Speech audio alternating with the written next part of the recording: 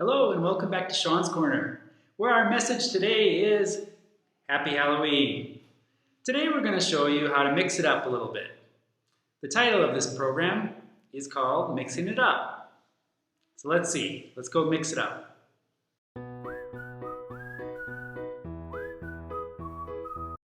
There are two things that are going to mix things up for us. And the first thing is, one of them is the tic-tac-toe game.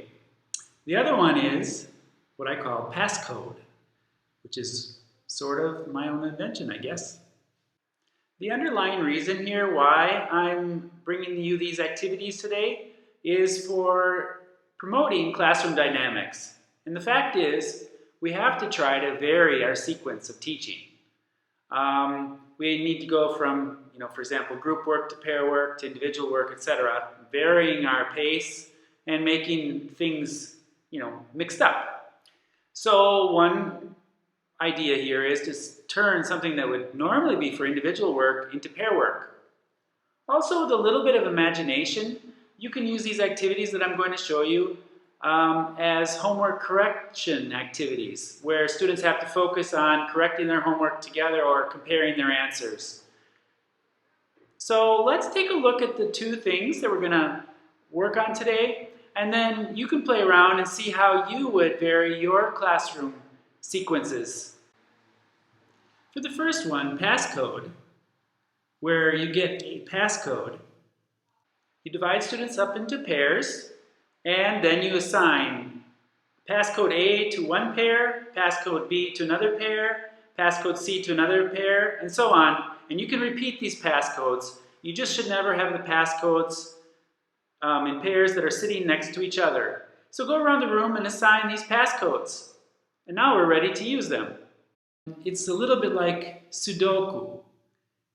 And what do I mean by that? Well, in the Sudoku game, you have numbers in a sequence that are never repeated. And so, as students are in first question, one might do question 3 on the worksheet. One pair might be working at question 3. One pair might be working at question 5, so a whole different part of the worksheet. Another one might be doing question 2, and another one might be doing question 1. This way, they're not hearing each other's answers, and they're not paying attention to what the others are doing quite as much as to what they're doing themselves.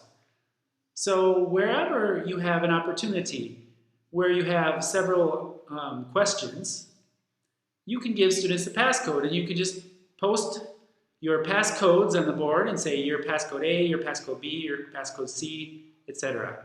Let's look at the passcodes then. Now can you see the Sudoku element? They're all in complementary distribution, and they're not repeated at the same time. So essentially each question is dealt with at different times in the classroom. The second way of mixing it up a little bit is by using what the British call noughts and crosses. I personally call tic-tac-toe. And I've got some lovely tic-tac-toe cards. But today, since it is getting close to Halloween, I'm going to use a resource that I got off the internet from skiptomyloo.org called Tic-Tac-Boo. Okay, you see the grid and you recognize this very well.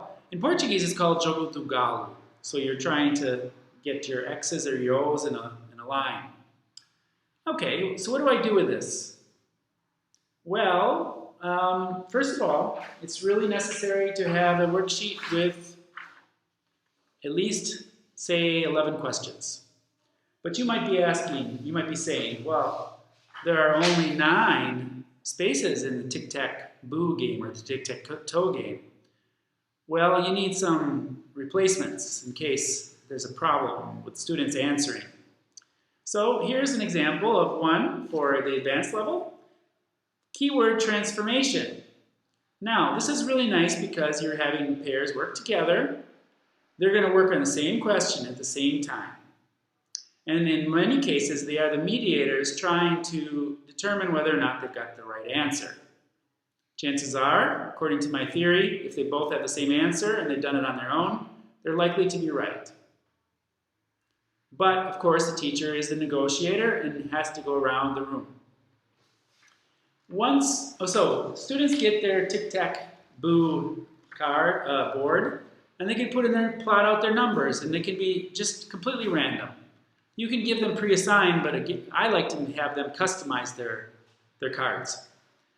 So in my example, if I want to get this corner, and I'm the first one to pick, I need to do question 5 right. So question 5 on my sheet is here. I complete it, my colleague is completing it. We both finish, we compare our answers. If I'm right, I get to put my, I guess I'm X's, I get to put my X right here. And then the O gets to choose, right? That's how it works. So that my partner then chooses, for example, 7. Okay, we go into question number 7, and the same process goes on. If we don't agree on the answer for number 7, then teacher needs to come around, we need to raise our hand, teacher needs to come around and, clear up the difference or just say this is the answer.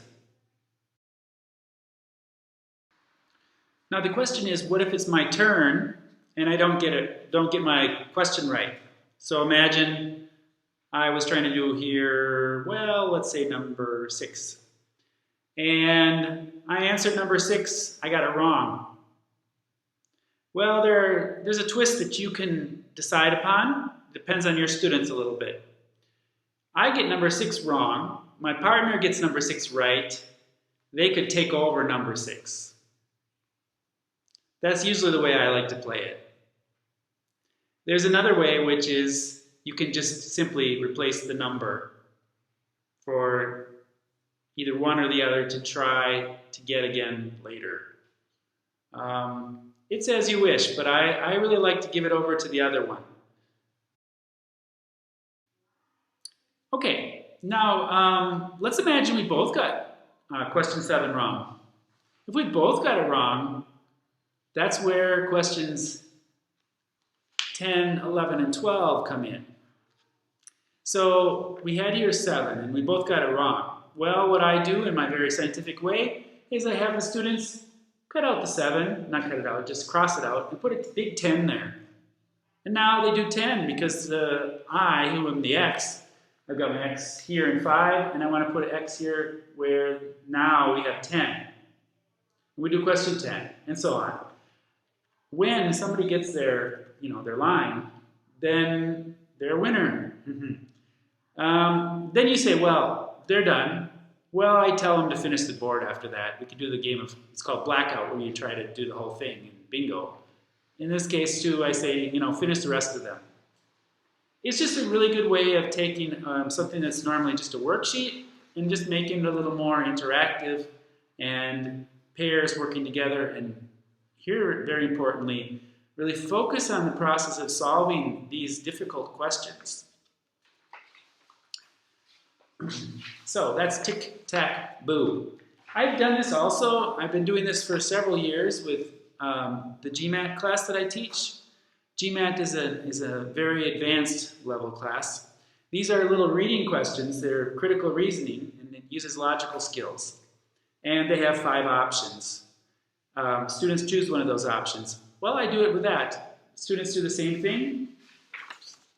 They go through, and if I want number 8, I have to answer question number 8. But you notice the handout's much bigger. Question number 8 is here. And then they would do it, and then whoever's the winner gets to put their place, their X or their O there.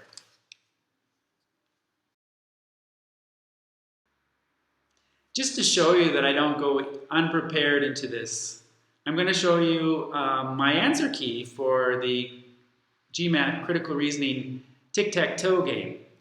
I go around the room with my answer highlighted, and sometimes I have little notes too to try to help me remember, the things that I'm going to say that's going to unlock students' understanding of how to solve these kind of problems. So I'm going around the room. I need to have these prepared, and I need to have the answers just at the top of my head right away. But I don't want to give it the answer right away in these cases. I kind of say, well, you guys chose B. It's not B.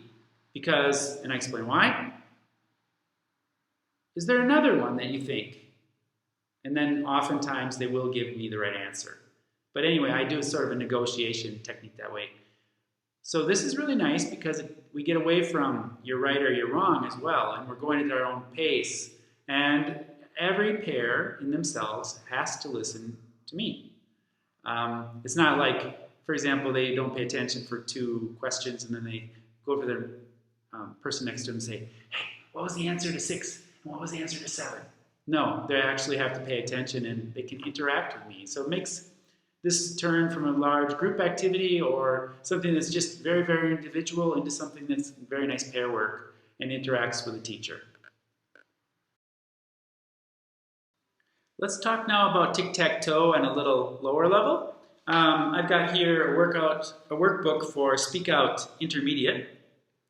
And at the end of each chapter, there are lots of review questions. So here are 15 review questions. And yes, students can do this at home, but you can also turn it into this game sort of element and use the tic-tac-boo game and go through it. And this is just a really nice way of finishing off a chapter. So today I've shared with you 2 classroom management tips. They're just a nice way of having students work independently together and at different paces and in a way sort of anonymously. But yes, teacher needs to go around. Teacher needs to go checking that everything's working well, and teacher can solve problems, questions that are coming up. Teachers, mix it up. Take those long worksheets, mix them up, have fun with it. I'm looking forward to seeing you in the teacher's room. Don't forget our teacher training events coming up, and happy Halloween.